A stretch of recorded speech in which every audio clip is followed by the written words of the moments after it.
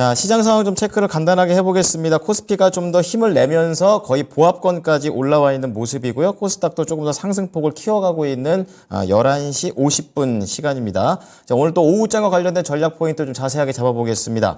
신한투자증권의 이호석 PB입니다. 안녕하십니까? 안녕하십니까, 이호석입니다. 네. 자, 미국 증시가 약간은 힘을 크게 못 발휘하는 그런 상황에서 국내장은 그래도 계속해서 올라가고 있는 모습입니다. 오늘 장의 포인트 어떻게 잡으셨습니까? 네, 우선 이제 여러 가지 원인들이 있겠지만요. 지금 지수가 방향성이 없는 것은 종목 장세다. 이 부분이 좀 제일 큰 포인트라고 할 수 있습니다. 결국은 특별한 이벤트가 없기 때문에 시장이 전체적으로 올려진다라기보다는 개별 종목 이슈로 이제 간다라고 보는 게 맞는데요. 그것의 단적인 예가 오늘 같은 경우에도 한동훈 법무장관 관련주들이 강세를 띠고 있다라는 겁니다. 결국에 시장이 이제 개별 장세로 가는 데 있어서 이런 정치 테마라든지 이런 부분들이 굉장히 시장에서 관심을 많이 받고 수급을 많이 끌어당길 수 있는 내용이거든요. 오늘 대표적인 종목으로 갤럭시아 SM에 대해서 말씀을 드리자면요.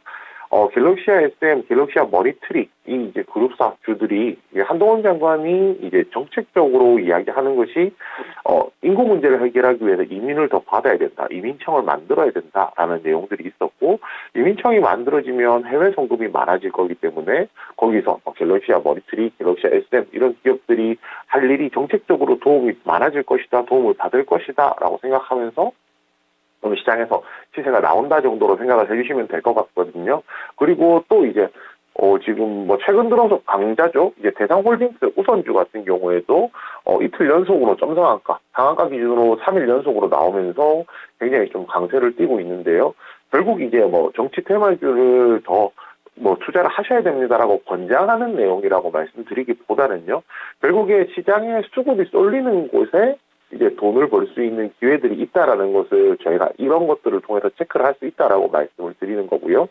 여기서 추가적으로 생각해 볼 것은 결국에는 정치 테마주라는 것이 이게 이벤트가 있을 때마다 위험하다 하면 안 된다라고 말씀을 드리고 이제 주의 당부의 말씀을 드리긴 하지만요. 그래도 만약에 단기적으로 차익을 낼 수 있는 기회가 있다라고 하면 과거에 이제 이런 종목들이 이제 이런 사람과 관련해서 이런 히스토리가 있었기 때문에 시세가 나왔다는 그 정도는 체크해놓고 기억해 놓으신 것도 좋다라고 생각을 하고 있습니다. 또 이제 7광구 탐사와 관련해서 이제 관련된 종목들이 이제 많이 움직였거든요. 이제 대표적으로 중앙에너비스라든지 대창솔루션 이런 종목도 있을 텐데요. 오늘 시세가 분출을 하다가 말았습니다. 중앙에너비스 같은 경우에도요. 7광구를 조금 더 디테일하게 설명을 드리자면은 총 이제 우리나라가 개발할 광구가 8개가 있고요. 그중에서 7광구로 불리는 곳이 한일 공동개발구역이라는 곳에 이제 탐사를 하는 거거든요. 이제 22년 만에 재추진된다는 게 좀 핵심인데요. 2028년까지가 원래 할 수 있는 이제 기간이었기 때문에 지금 기간이 얼마 안 남았으니까 이제 22년 만에 시작한다라고 생각을 하시면 되고요. 이렇게 되면서 LNG라든지 LPG와 관련되어 있는 에너지와 관련되어 있는 기업들이 시세가 조금 나온다 정도로 생각을 해주시면 될 것 같아요. 결국에 이런 부분들을 조금 체크해보는 정도. 그리고 이제 보시면 아시겠지만은 오늘 중앙에너비스도 그렇고 앞선 매물들이 워낙 많이 쌓여있는 상황이다 보니까 시세가 그렇게 크게 나지는 않거든요. 그래서 이런 부분들 체크해볼 필요가 있다. 그리고 이제 안타까운 소식입니다. 부산 엑스포 개최에 실패를 했죠. 그렇게 됨으로써 그동안 이제 부산 엑스포 관련주라고 이제 시장에서 관심 받던 종목들이 조금 약세를 보이고 있습니다. 가장 대표적으로 대장주라고 뽑았던 게 시공테크가 될 텐데요. 시공테크도 오늘 좀 22% 정도 큰 폭으로 하락을 하고 있고, 멜세이상, KNN, 기림 이런 종목들도 있을 겁니다.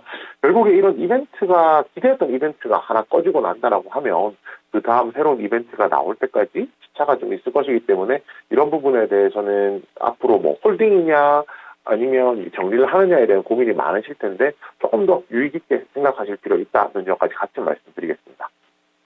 자, 오늘 이슈와 테마 측면에서 시장의 관심사가 어디에 있는지에 대해서 좀 자세하게 알려주셨습니다. 자, 그럼 오후장 전략 포인트 들어가 보겠는데요. 시장이 조금씩 살아나고 있으니까 종목도 어디에서 좀 찾아봐야 될지 원하시는 분들이 좀 계실 것 같습니다. 오후장 포인트 어떻게 볼까요? 네, 우선 일단 가장 대표적인 거라고 하면은 이제 내일 금통위가 열리죠. 이번 달에도 동결일 가능성이 높은데 이번에 좀 매파적인 스탠스가 나오면서 이제 금리 동결이 아닐까라는 채권 전문가들이 전망이 좀 대부분이라고 할 수 있습니다. 사실 뭐 동결이기 때문에 시장에 끼치는 영향에 대해서는 이제 뭐 딱히 달라질 게 없다라고 생각을 해주시면 될 것 같고요. 그렇지만 제가 말씀드렸던 내용이 이거죠. 결국에는 이제 매파적인 스탠스가 조금 나온다는 거는 지금 이제 시장에 대해서 혹시라도 변곡점이 생길 수 있기 때문에 관심은 가져보자 정도로 말씀을 드리겠습니다. 그리고 이제 내일 HMM 우선 인수 협상 대상자 이제 발표가 나오거든요. 하림그룹이나 뭐 JKL 이제 파트너스, 그다음에 동원그룹 이렇게가 이야기를 했었는데 일단 동원그룹이나 하림그룹 같은 경우에는 좀 충분한 금액을 좀 제시를 했다라는 얘기가 나오는데 아직까지 만약에 헐값 매각이면 논란이 나올 것 같으면 유찰될 가능성도 있다라는 얘기도 나오고 있거든요. 결국에 이런 인수전을 하게 되면 피인수 기업이 돈이 들어오는 거잖아요. 그렇기 때문에 주인이 바뀌는 거고 그래서 시세가 날 가능성이 높다는 점 같이 한번 체크를 해주시고요. 두 기업도 동원이나 하림 두 그룹 중에서 인수를 하게 되는 쪽은 상대적으로 주식시장에서 조금 더 부각받는 효과들이 있을 겁니다. 그래서 이쪽으로 포인트를 놓고 한번 접근해보자 말씀드릴 거고요. 마지막으로 이제 테슬라 사이버 트럭이 이제 인도가 됩니다. 11월 30일 현지 시간으로인데요.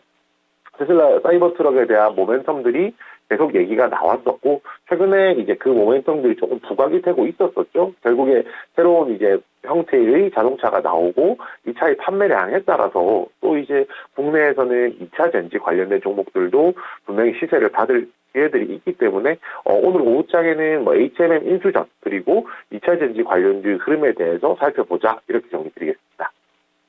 네. 자, 그리고 하나 더 잡아주신 게 테슬라 사이버 트럭과 관련된 내용도 있는데 이 부분은 어떻게 관련 종목들을 연결해서 봐야 됩니까? 네, 우선 이제 테슬라 사이버 트럭 같은 경우에는 뭐 관련 종목을 연결한다기보다는요, 업종 전체적으로 보는 것이 맞다라고 생각합니다. 최근에 이제 2차 전지 관련주들 국내에서 흐름을 보시면 전일에 테슬라가 호재가 나오고 주가가 올랐을 경우에는 국내 2차 전지 관련주들도 다 같이 올라가게 되고요. 또 반대의 상황이 나오면은 주가가 좀 조정을 받는 양상이 보이거든요. 결국에는 이제 업종의 2차 전지 업종에 대한 가늠자로 테슬라를 조금 확인해 주신다라고 생각해 주시면 될 것 같습니다. 네. 자, 오늘 금리와 인수 합병 그리고 테슬라와 관련해 가지고 자세하게 연결해 보도록 하겠습니다. 오늘 말씀 감사합니다. 네, 감사합니다. 자, 오늘 전략 포인트는 신한투자증권의 이호석 PB였습니다. 지금까지 투자 판단에 도움이 될 수 있는 정보를 제공해 드렸습니다. 하지만 특정 종목의 상승과 하락을 보장하지는 않으니까요. 이 부분 참고해 주시기 바랍니다. 오후장도 수익 많이 내십시오. 고맙습니다.